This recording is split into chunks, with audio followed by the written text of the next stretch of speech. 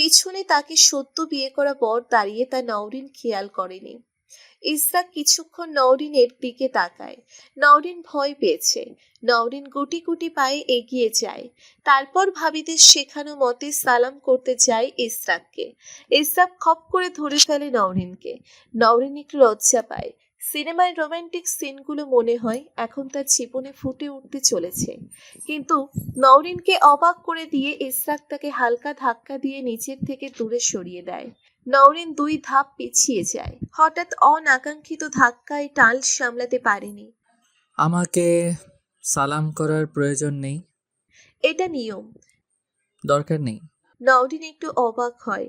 হয়তো তখনকার ফোনে বলা কথাগুলো শুনে রাগ করেছে লোকটা। নওরিন ছোট্ট করে সরি বলে, আসলে আমি ওভাবে বলতে চাইনি। ইসরাক ধমক দেয়, পায়ে হাত দিয়ে সালাম করতে নেই, জানেন না? সরি। ইসরাক আর কিছু বলে না। দমদম করে ওয়াশরুমে চলে যায়। ফ্রেশ হয়ে খালি গায়ে ওয়াশরুম থেকে বেরিয়ে আসে। নওরিন পূর্বের স্থানে একইভাবে দাঁড়ানো। ইসরাককে এভাবে দেখে সে একটু লজ্জা পায়। লজ্জায় মাথা নিচু করে নেয়। ইসরাকের অবশ্য সেদিকে কোনো খেয়ালই নেই। সে নিজের মতো একটা টি শার্ট পরে বিছানা থেকে বালিশ আর বেড কাভার হাতে নিয়ে হাঁটা ধরে। নওরিন পেছন থেকে ডেকে ওঠে, কোথায় যাচ্ছেন? আজ তো। ইসরাক পিছন ফিরে তাকায়। নওরিন দমে যায়। তা জেনে আপনার কাজ নেই। এমন সংসেজে বসে থাকার দরকার নেই। জামা কাপড় ছেড়ে ঘুমিয়ে পড়ুন। নওরিন মাথা নিচু করে নেয়। ইসরাকের প্রত্যেকটা কথা যেন তার বুকে গিয়ে আঘাত করছে। আজই তো তাদের বিয়ে হয়েছে। এ কেমন পুরুষ মানুষ যে। নওরিন রেগে যায়। কি বললেন? সংসেজেছি মানে? আমি হয়তো প্রথম কোনো বিয়ের কোণে যে বিয়েতে চোখে মুখে এক ফোঁটা মেকআপও লাগাই নাই। কোন দিক দিয়ে আমাকে শখ মনে হচ্ছে আপনার? বিয়ে করেছেন আমাকে, সম্মানও করতে হবে আমাকে। ইসরাকের মুখে বিরক্তির ছাপ। দেখুন।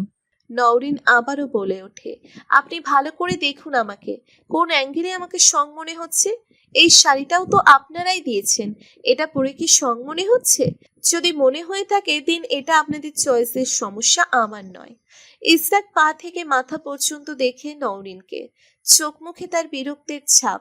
প্লিজ, আমার ভীষণ ঘুম লাগছে, আপনার সাথে একদম কথা বলতে ইচ্ছা করছে না। নওরিন একটু দমে যায়।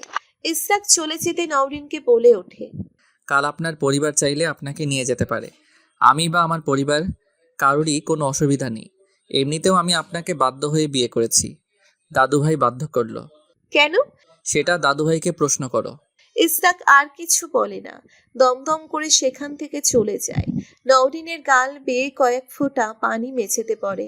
আর বারবার মাথায় একটা কথাই ঘুরতে থাকে, বাধ্য হয়ে। সকাল সকাল দরজায় নক করার শব্দে নওরিন লাফিয়ে ওঠে। দ্রুত শাড়ি ঠিক করে নেয়। ভোরের দিকে সে কান্না করতে করতে সোফাতেই ঘুমিয়ে পড়েছিল। নওরিন দরজা খুলে দেয়। ইসরাক রুমে প্রবেশ করে। নওরিনের মুখের দিকে তাকায়। মুখটা শুকিয়ে গিয়েছে। সারা দিন কিছু খাওয়া হয়নি। রাতেও বিয়ের চাপে কিছু খায়নি। চোখটা ফুলে আছে, বোধহয় কান্না করেছে। কালকে পরনে বিয়ের শাড়িটাও খোলেনি। ইসরাক নওরিনকে ছোট্ট করে সরি বলে। নওরিন অবাক হয়ে তাকায় ইসরাকের দিকে। ইসরাক নওরিনকে ওয়াশরুম দেখিয়ে দেয়। শাওয়ারটা নিয়ে নিন, একটু পর লোকজন আসবে আপনাকে দেখার জন্য।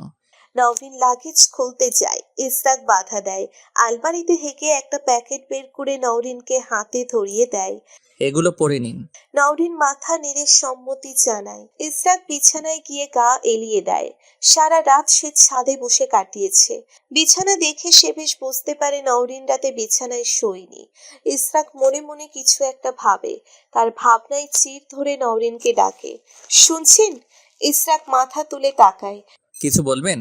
আসলে পানি অনেক ঠান্ডা। আমার কোল্ড অ্যালার্জি আছে। এত সকালে যদি আমি ঠান্ডা পানি দিয়ে গোসল করি তাহলে। নওরিন কথা শেষ করার আগেই ইসরাক ঘর থেকে বেরিয়ে যায়। নওরিন অসহায়ের মতো তাকিয়ে আছে তার যাওয়ার দিকে।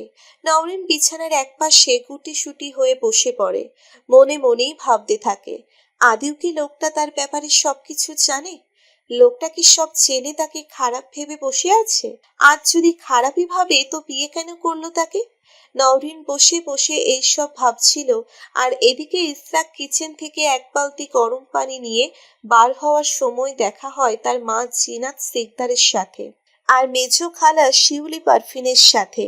জিনাত অবাক চোখে তাকিয়ে আছে ছেলের দিকে, আর শিউলি পারফিন মুখ টিপে হাসছে।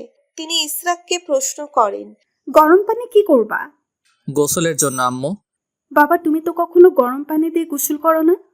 আম্মু নওরিনের জন্য। তিনি বেশ ঠান্ডা গলায় প্রশ্ন করেন, তুমি কি আগে কখনো কিচেনে এসেছো?